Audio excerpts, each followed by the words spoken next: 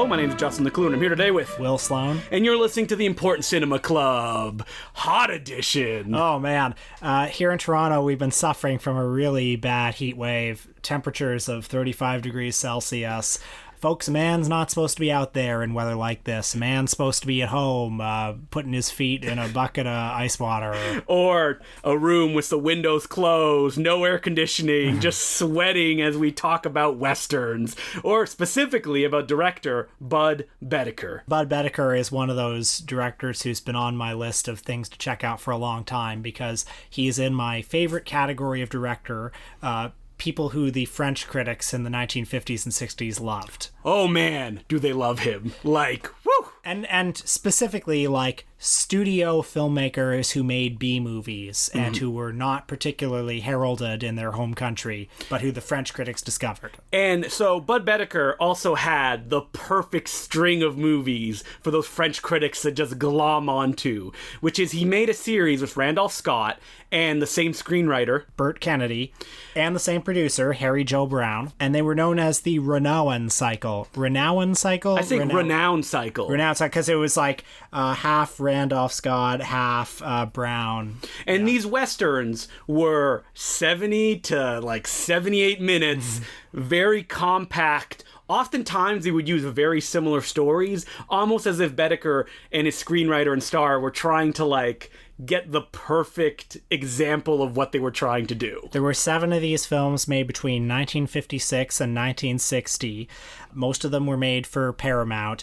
And I say 7. There is some debate as to which ones are official ones, because I think there was one that Harry Joe Brown didn't produce. There were maybe 2 that Burt Kennedy didn't write, but let's face it. Budd Boetticher, Randolph Scott, these are the 2 men. These are the key guys, and there are 7 films. So, other than these Westerns, Budd Boetticher actually directed a lot of films, and most people will go, nah, yeah, they're fine.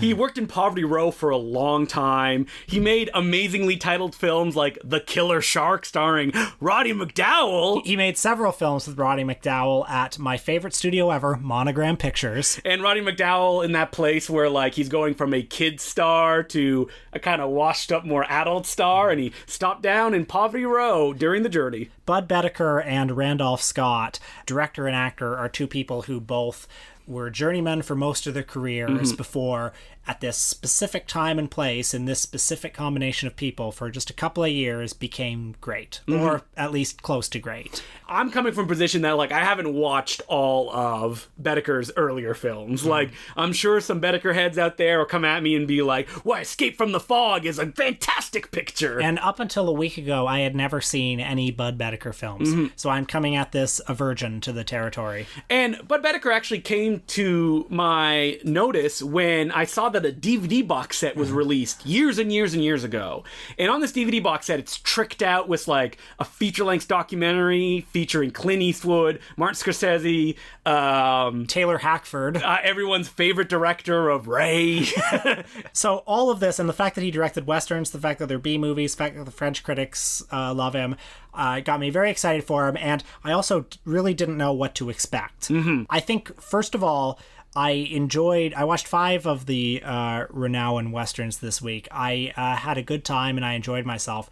I would not necessarily recommend watching 5 of these movies all at once. They're very similar. They're very similar. And, you know, in one of the DVD special features, Martin Scorsese talks about how they're not really standalone films exactly. They're all like one long film. And really, it was this period of, like, concentrated energy and inspiration in this, 5-year period where these men working together created, like, a cinematic space. I think that what attracts critics is the idea of mutation from film to film, because, like, lines of dialogue and ideas will be repurposed over and over again. Like, Randolph Scott as this hero who most of the time, like, just wants to settle down or wants revenge. Like, that's the main theme of these films, is revenge, and what this revenge means, and how do they go to achieve those goals. Typically, these films are about a lone man on a mission, played by Randolph Scott, who, by this stage in his career, he started as a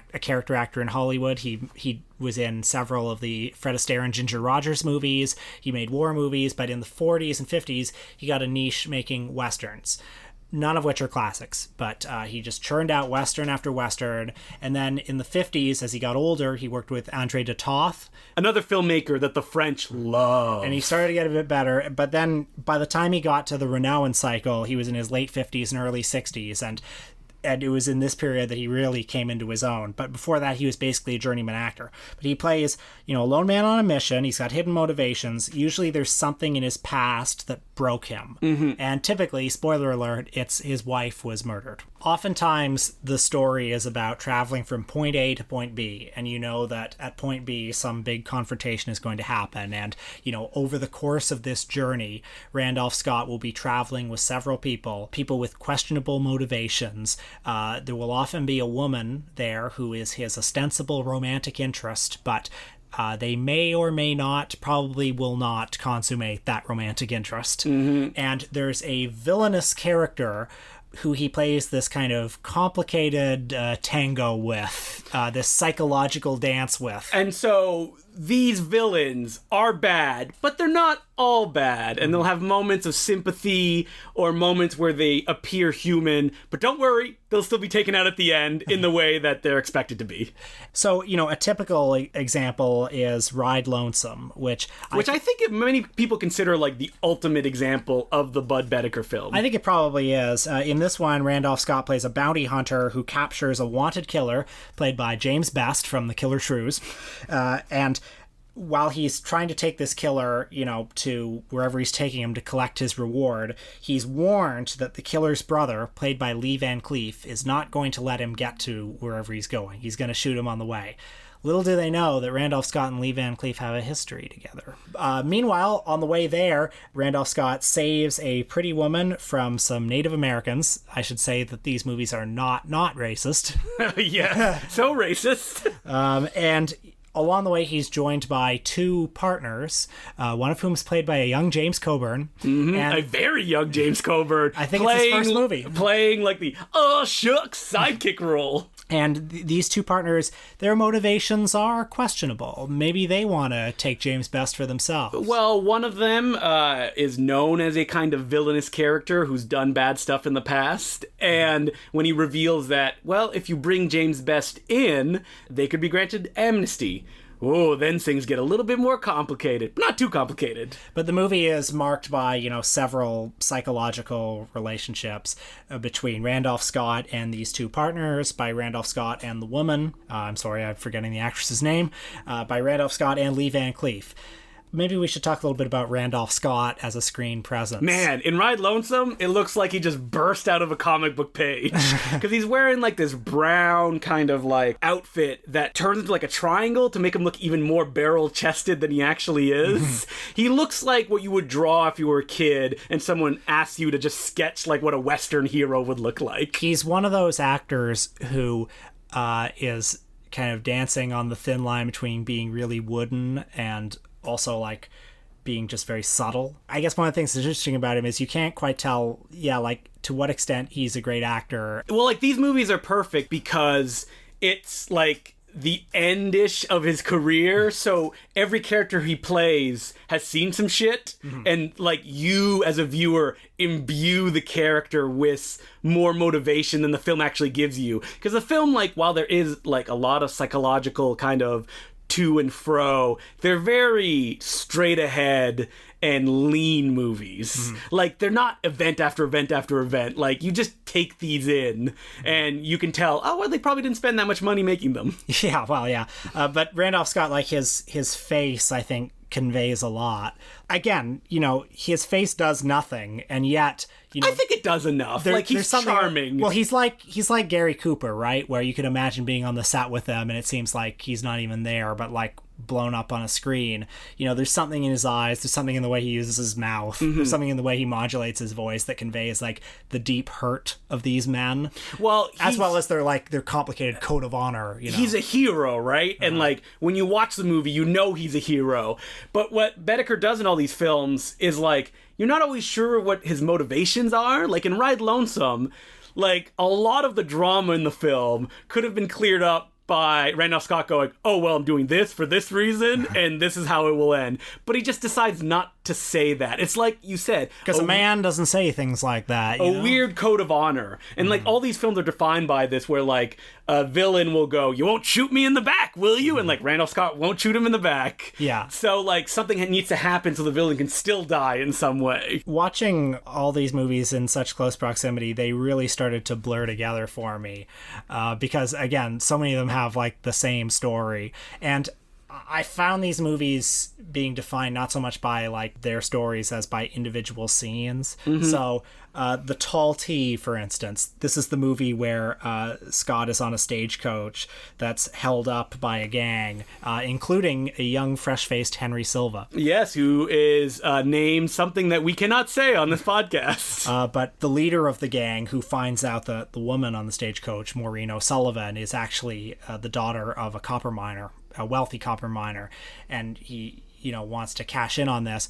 While he's holding them hostage, he like tries to strike up a conversation with Randolph Scott, because it's like, these two guys I'm traveling with, they're the psychos. All they talk about is women. It's like, a man gets lonesome sometimes, so can we talk? And it's like a very beautiful little scene. Yeah, where he's like, man, it'd be nice to just settle down, like I don't want to do this stuff. And all the great Western directors have their own particular view on the West. So, John Ford's West is, a West of community and a West of family. And also a West that's like, the untamed side of it is in constant conflict with the tame side. Budd Boetticher's West is a lonely West. Well, it's a West in transition. Like, people going from one point to the other, never reaching that final destination that they're trying to reach, and like hoping against hope that, man, maybe one day we can just settle down. Like, if we do this one thing, maybe it will happen. But the Randolph Scott character has oftentimes invested himself too much in this revenge plot, and by the time the movie's over, it will be a Pyrrhic victory. That's how you say that, right? Pyrrhic? I don't know. I have no idea. It's a word I've never said in my life and I've read many times. It's not a sufficiently rewarding victory, and oftentimes he doesn't get the girl. So in the first of these movies, 7 Men From Now, there's a beautiful moment where he almost kisses her and then doesn't.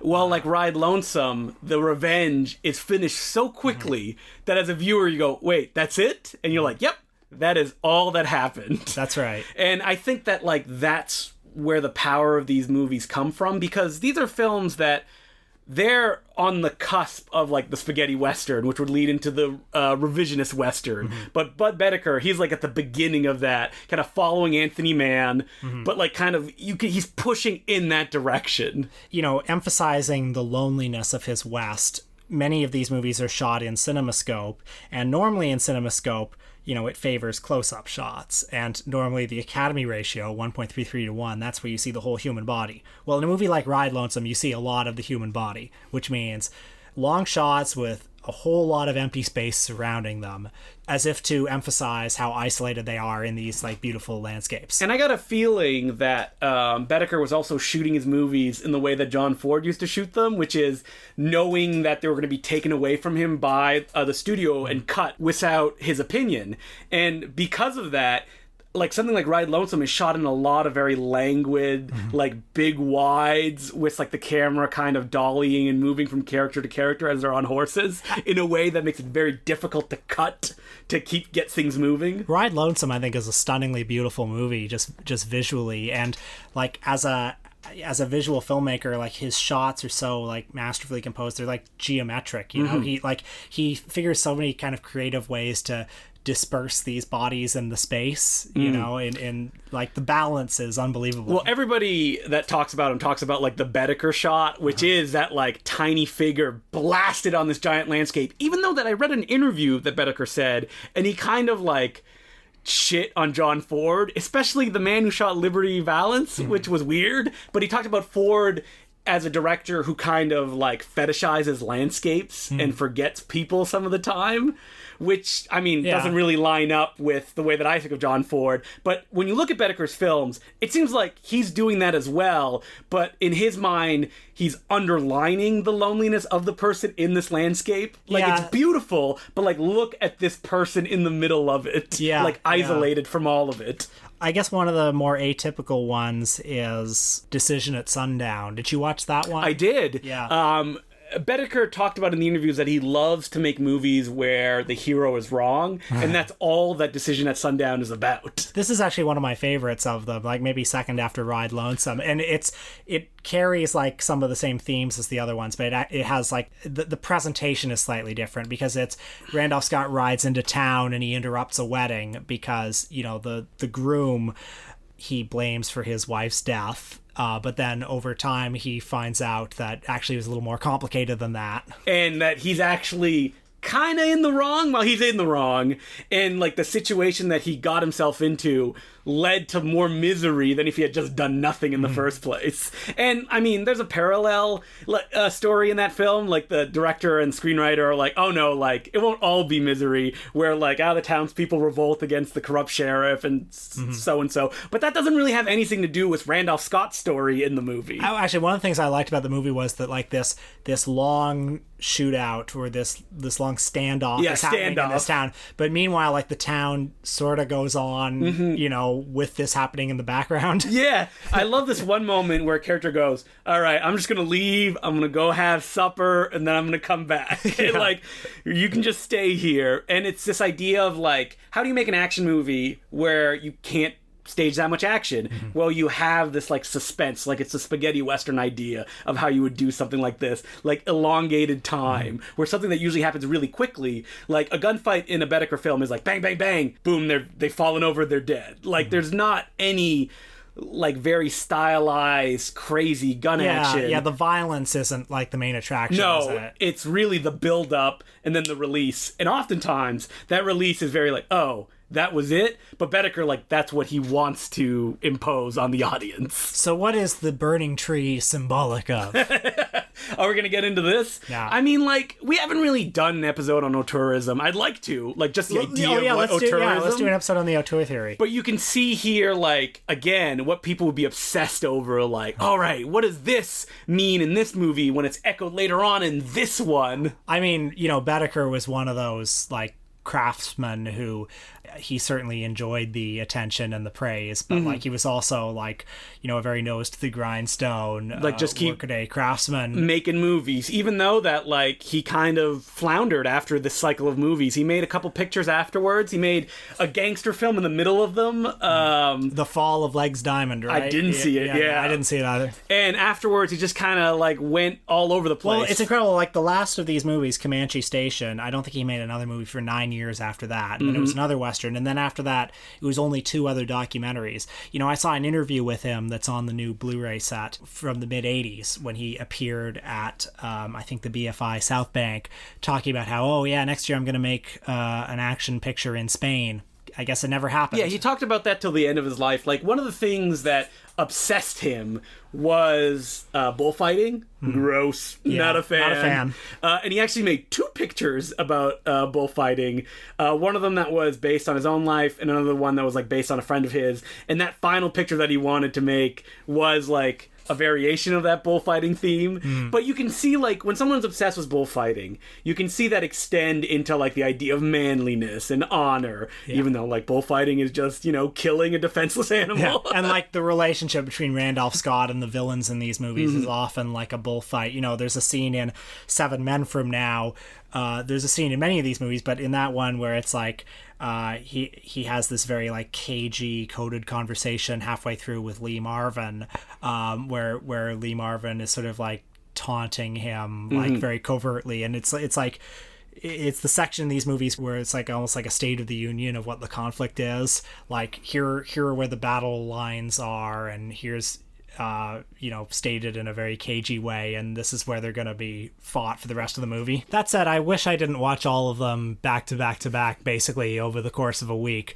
By the time I got to the 5th one, I got a little bit tired. The same thing happened to me. The same thing, you know, kind of a similar plot over and over again, and, like, there's something about like the loneliness of these movies. There's a lot of bad feeling in these movies that kind of wore on me by the time I got to movie number 5. It's understandable that it's like an extension of where Boetticher and Randolph Scott and the screenwriter were, and the producer in their lives, which is like, we've made all these movies.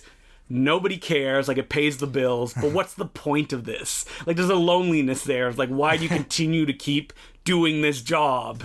Despite my misgivings about the specific way I watched these movies this week, I do think they do represent kind of a little minor miracle. Like, it's wonderful that this group of collaborators got together at this moment in time and were able to make this universe for 7 movies. And they're all 70-ish minutes. Yeah, they're all 70-ish minutes. That's why I was able to watch 5 of them.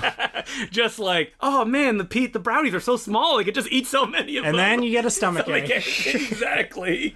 I mean, hopefully people listening to this episode have enough kind of enthusiasm to go and watch 1 or 2 Boetticher films, and then you take a break. Yeah, but space them out. Like, watch them once a year, like they made them. Once a and year. You will develop a real fondness for this world that they've created. This sad world where men were men and women were women. Yeah, the women are not treated very well in these movies. No. 2 things. You watched one of the film noir movies he made. Mm-hmm. What can you say about that? How does it relate to the movies we watched? I mean, the film noir was actually not as good as I wanted to be. Boetticher, in an interview I read, said, like, this isn't really my thing. So it's kind of a hodgepodge that feels at once like a procedural and also like kind of expressionist, but not really. And it's spread over like a very wide tapestry. That focus that you get in those Randolph Scott Westerns is completely gone because you have like 30 characters you're dealing with Joseph Cotten being the main guy. And I mean, we love Joseph Cotten. Yeah, of course. Like, who doesn't? Who doesn't love the Cotten stir? Yeah, Lady Frankenstein. So it would be a very like Lady Frankenstein. It would be a very soft recommendation. I was actually kind of remiss I didn't get a chance to watch his like Poverty Row films, because I do love that like 60-minute like simple concept direct, especially Escape from the Fog, which I read some people say that it deals with like a woman dealing with PTSD from World War II, and it's all very expressionist, and I'm like, oh man, love that, especially with fog in the title. Didn't get a chance to watch it. Finally, Burt Kennedy, the writer of most of these movies, went on to have a long and prolific career directing westerns, including Dirty Dingus McGee and a lot of other ones that aren't particularly. That was the porno version of the Randolph Scott Western. That's what it's called, Dirty Dingus McGee. But he made a lot of movies that maybe you've heard of the title, probably haven't seen them. But he ended his career on a real grace note by directing the Hulk Hogan, Christopher Lloyd hit Suburban Commando, which we will now talk about for 30 minutes. Nah, I'm just kidding. You've seen Suburban Commando, right? Ages ago, yeah. Me too. In that, like, I gotta see these funny Hulk Hogan films, and you're like, these are not that funny. Yeah. Santa Claus with muscles. The Randolph Scott of the 90s. Hulk Hogan. Yes. Oh, man. That's what me and you gotta do. We gotta reclaim these Hulk Hogan pictures. Patreon episode? Yep, here we come. Let's do it. Next time we have an afternoon where we can watch a piece of shit movie, let's watch a Hulk Hogan movie. All right, so as per usual, you can send us letters at importantcinemaclubpodcast@gmail.com. Been a little bit light on the letters lately. Yeah, what's the problem, guys? So send us your thoughts. Did you watch a Godfrey Hope film? You got any questions for us? Don't be afraid. Yeah, we won't bite or hurt you. Well, not too much. Have I made fun of letter writers in the past? No. Okay. Yeah, maybe we have a little bit, but It was fun. It's like you're joshing with your friends. Yeah. Think about that. Mm-hmm. So our Patreon episode this week is we talk about Roger Corman again. It's been a while, and there's a lot to talk about. We may do, 20 Patreon episodes about Roger Corman by the time we die, but this week we talked about his Film Group period. Mm-hmm. Film Group was the company that he himself ran and distributed movies through in the late 50s and early 60s. Oftentimes some of his least expensive, least prestigious films, but also Little Shop of Horrors and his famous Puerto Rico trilogy. So for $5 a month, you can listen to that, and you get 3 other episodes as well every month. So I'd like to thank every new Patreon subscriber. They're very much appreciated. And if you're not, you can go to patreon.com/importantcinemaclubpodcast and become one and become part of the Important Cinema Club. I gotta do like membership cards or something like that that we could like great. Send off to people. Yeah. What are we doing next week, Will? We'll be looking at the films of Lizzie Borden, who is most famous for her debut film Born in Flames, which was recently restored, and the insane murders that she committed. Yeah, I had to get that joke out of the way. Good stuff. She made 2 more films. The documentary Working Girls and the much maligned erotic thriller Love Crimes, which has some defenders. I've been wanting to see Love Crimes for a long time. You know, she did do an episode of the Red Shoe Diaries about a woman that falls in love with some Mexican wrestler. Well, you know, I saw a fair amount of Red Shoe Diaries on mute when I was 13. Yep. So perhaps I will watch that. Revisit and maybe you'll find a passion that you haven't experienced in years. Oh man, God, those were so exciting to me back then. I've never seen an episode. I've never seen an episode with the sound on, or longer than like 3 minutes. I mean, I remember that it was like the guy from the X-Files, David Duchovny, would be on every episode, and he would like check his mailbox and he would like read a letter, and then you won't believe what happened to me. Well, basically, and then the episode would be a flashback from this letter. He wasn't in it, and it would always have some soft focus sex scene. Then it would cut back to David Duchovny, and he'd go walk his dog or something. What a life. That would be on Showcase, as with those like softcore like Baby Blue movies from the 90s. Baby Blue? I've never even heard of that. Yeah. Well, I mean, that's not the franchise. That's just what the time slot was called. Oh, Blue Nuit? Is that the French version? Yeah. That's Blue Night. Yeah. Well, that's a big translation change to Baby Blue. Maybe we'll do a Patreon episode on that someday. But next week, it's Lizzie Borden. And until then, my name's Justin McClue. I'm Will Sloan. Thanks for listening. So, a friend of ours, Peter Kaplowski, recently, he wanted to play Speed Racer. Now, me and Peter, we've seen Speed Racer multiple times over the last few years in 35mm. Looks great, tons of fun. Once took off a day at work just to go see it at the Tiff Bell Lightbox. But Peter wanted to watch it in 70mm film. And he wanted to do it in the CINESPHERE. What's the CINESPHERE, Will? The CINESPHERE is at a theme park in Toronto called... X-theme park called Ontario Place, which is located at the waterfront. And it has had a big water park and had some rides. And basically, anybody who's in Toronto would go there when they were at the exhibition in the summer. Yeah, and the exhibition still happens every summer. Yeah. And that's where it takes place, where like a bunch of vendors and stuff like that. And I think Ontario Place may come back soon. I mean, they've had events there. I mean, they've been dead for so long. When I was a kid and I visited Toronto with my family, we would go to Ontario Place, and I was trying to think of, like, what did we do? I guess the water park? There were some pedal boats. There were pedal boats. And yeah, it's hard to remember what was, because, like, were there rides there, really? I don't think so. It felt like there was stuff. I mean, when I was a kid, I remember there was one year they had, like, a Lego room, and they had a Nintendo room. But that was just a one-year thing. This is a large tract of land that's laid empty for, like, 15 years? Just at the waterfront, and just, like, filled with garbage as well. Yeah. But, like, one of the crowning achievements of Ontario Place was the CINESPHERE, an actual dome structure that houses, I believe to this day, the biggest screen in Canada. And it was, I think, one of the first IMAX screens, if not the first in the world. Because Canada is the home of the creators of IMAX. That's right. It was a big deal when it came out. And, if you're at Ontario Place and you see this dome and, you walk on the Long Bridge to get there, it feels kind of like, a faded 70s version of what the future would look like. I mean, this is what Ontario Place was, right? It was an extension of, like, Expo 67. Yeah, or like Epcot. Yeah. It was one of those sorts of things. And, being there just makes you realize how the future didn't turn out how people wanted it to be. I had never visited the CINESPHERE before, because probably when I visited Ontario Place, it played what most of these, like, museum-style IMAX theaters do, which is they show a documentary about a trolley car or about, I don't know, space. Yeah, or Mount Everest or something like that. Yeah. I mean, I know that I went a few times as a kid probably to see documentaries like that, but I mean, my main memory of it was it would have that long IMAX intro that would often be longer than the movie itself. Lasers? Yeah, we have speakers here and here and here and here. Which extended to when the Limaxes opened in Cineplexes. Yeah. They would do that thing. So much fun. But the last movie I saw at the CINESPHERE, and I remember it very well, was a press screening of the Robert Rodriguez film Shorts.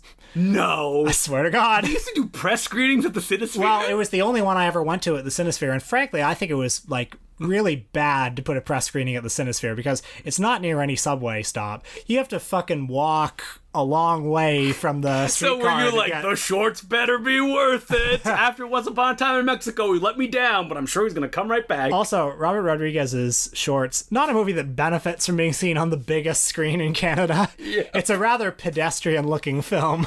Yeah, it is. That's crazy that they actually showed it there. Because like you said, this is a place that's very difficult to get to. Yeah. Like, I even caught like an express bus from Union Station, which is the main station in Toronto. It still took like 40 minutes to finally go down to the waterfront and let you off, where then I had to walk another 25 minutes to get to the CINESPHERE. Yeah, I think they probably just didn't want the critics to show up to see Shorts. That's my probably guess. what it was. But our friend Peter, to make to like weave right back in, he wanted to show Speed Racer there, and he did an Indiegogo. And he raised money. He partnered with the Inside Out Festival, which is the gay and lesbian festival of Toronto. And, like, Peter didn't want to make any money on this. Like, any extra money that didn't go into actually, like, shipping the print, renting the venue, setting up all this online stuff would go directly to the charity, which is amazing and also crazy because Peter just wanted to see Speed Racer in the greatest format possible. I mean, if you had the power and resources to, just like he worked so hard on do this, a goofy thing like this, yeah. Like he made posters, he did all this stuff, essentially, so he and his friends could watch Speed Racer on the biggest screen. They got a great turnout. Yeah, it felt like three-quarter, like it looked full. Like there wasn't people up in the front, but like all the good packed seats. Yeah. If a bomb went off, all the Speed Racer fans would be gone, I guess. Yeah. So, we talked about it briefly that you saw Speed Racer for the first time, like last year. I think. Yeah. When Speed Racer came out, it was in summer 2008, and it was really like against the grain of what was popular at that time. Like Iron Man and The Dark Knight were the two big movies that summer. And you were all in for Iron Man and The Dark Knight. Well, The Dark Knight especially, I loved at the time. We all did, Yeah. Actually, maybe I should revisit The Dark Knight because maybe now that I'm past my disenchantment, I could enjoy You love it again? Yeah, I think I might come back around the other end. An October romance of sorts. Yeah. But I finally think I got around to seeing Speed Racer maybe a year and a half ago. Blind bought the Blu-ray. On Peter's blind, but yeah, me recommending it over and over again. And, very much enjoyed it. And it looked great on Blu-ray, and it looked unbelievable on 70mm film. And to see it in this environment, to be trapped with this movie, which is the screen is huge. Screen is huge, and it's just such a sensory overload. You know how they say that in a theater the movie is the environment. Well, for some movies more than others, and this is one where the movie really was the environment. With like crystal clear sound, an IMAX print that the projection set has probably only played 3 times. Yeah. There was a moment of panic where Peter didn't think he was going to have enough money to ship the gigantic IMAX print from LA to Toronto, and he asked them, oh wait, this was released digitally, it was one of the first released digitally in theaters, can I get like a digital copy if all else fails? And Warner Brothers said, we don't have a digital copy anymore. Wow. Yeah. Oh, that's horrifying. Yep. Isn't the whole point of digital copies that like they don't take up any space? Yeah, well, they deleted it. It was gone. So they only had this print left. And Warner Brothers was really good, though. They actually told Peter, you don't gotta pay us for this. Like, he paid no, fees, and the shipping was really cheap, too. They're like, we just like what you're doing. And to be honest, we really like Speed Racer, too. Oh, nice. And didn't he hear that the Wachowskis are aware of the screening? Yes, and they were very happy about it. I mean, we were disappointed that the CINESPHERE did not open and they came down on helicopters, but, it was still a screening that was amazing because all these people just came out for Speed Racer, a film that when it was released, I remember was critically derided to the point that, I don't want to name any Toronto critics, but they were still retweeting like, oh, this is a good cause, but this film still sucks. Oh yeah. I know who you're talking about. He knows who he is. Yeah.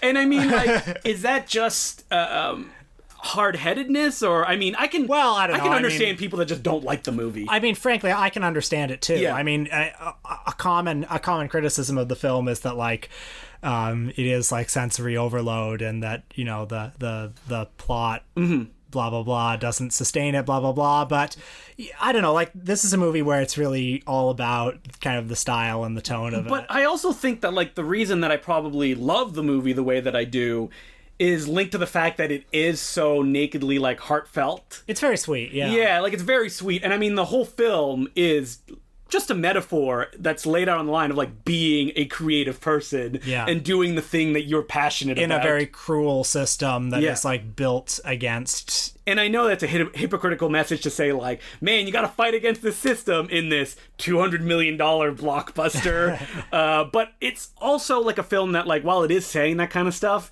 it is going against the grain so much. There's a shot within the first 2 minutes of the movie of, like, Speed Racer's brother just waiting outside of the car. That's almost like a trumpet to the audience going like, yeah, this is how it looks, so you either accept it now or you're not going to like this movie. Well, you know, the everything the Wachowskis have done since Speed Racer, I mean, I haven't really liked anything they've done since then, but and I'm not even that crazy about the Matrix movies either. The first one's okay. Yeah. But it's fantastic. I should see it again. Yeah. But Dark Knight Matrix. Yeah. Let's do an episode. Yep. But I mean, there's something charming about how, like, unhip their movies have been. I mean, The Matrix, which was so cutting edge and was so cool at the time, and that, like, all these, you know, that were so trend-setting, and since then they've made these films that are so unfashionable. Well, like, Cloud Atlas is a movie that they actually made independently, like, all on their own. They raised the money, and they, like, did it all themselves, and they actually sold it to a distributor, I believe. And I think Jupiter Ascending was something very similar to that. And I mean, it's frustrating to me just because I love Speed Racer so much to look at their other films and go like, why don't I like these? Like, I think Jupiter Ascending is not good. But what's funny about Jupiter Ascending is it does have, like, fanatic Speed Racer like super fans. Yeah, I mean, I don't see it, but I mean, I'm glad that people like it. We're really that critic that we talked about in this example of the Jupiter Ascending. Yeah, I should ask him what he thinks about Jupiter Ascending. I'm sure we'll find common ground on that, frankly.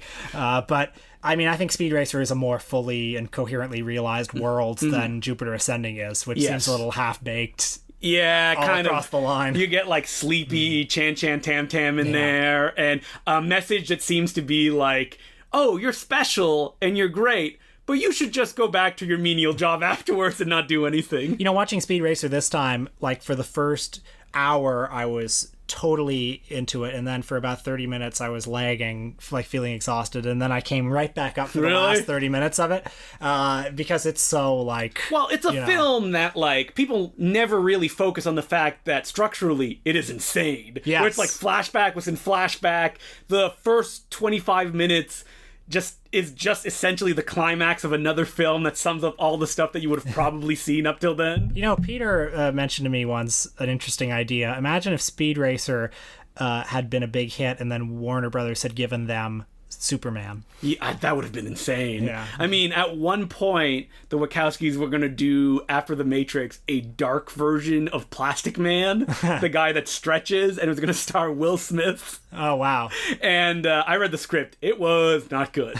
But that's interesting because those are filmmakers that, like, The Matrix are, like, dark and gritty.